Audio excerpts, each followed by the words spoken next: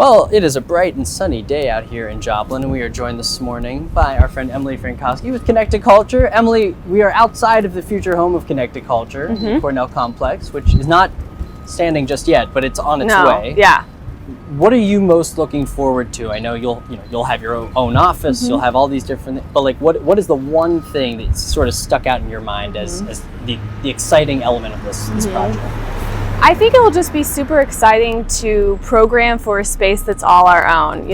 Usually we, maybe going to Memorial Hall or going to Joplin High School Performing Arts Center, but it's much easier to plan performances in a space that's all your own, that you know the schedule of. So I think that we're all just looking forward to providing more performances, consistently in a space that's our own.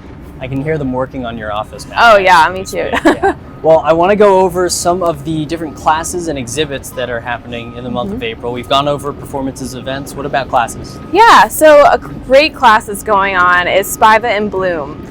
And I don't know if you know about Spiva in Bloom, but they always do arrangements, floral arrangements by different florists that are inspired by Photo Spiva.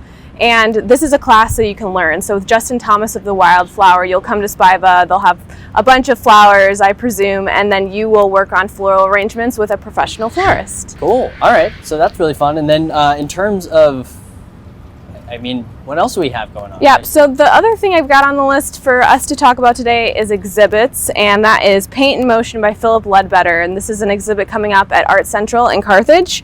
And I know Philip Ledbetter, he's a great guy. I actually know more of his photography work, so this is actually an exhibit of his paintings. So you'll get to kind of see what his paintings are like, and they're in motion, very colorful, a lot of texture to them, so a really fun exhibit to experience. That's awesome. Very cool. Well, we are really looking forward to all of that. We'll have that information on our website. Emily, thanks for hanging out with us. Of course. All right, we're gonna go check out some of the construction. We'll be right back after this.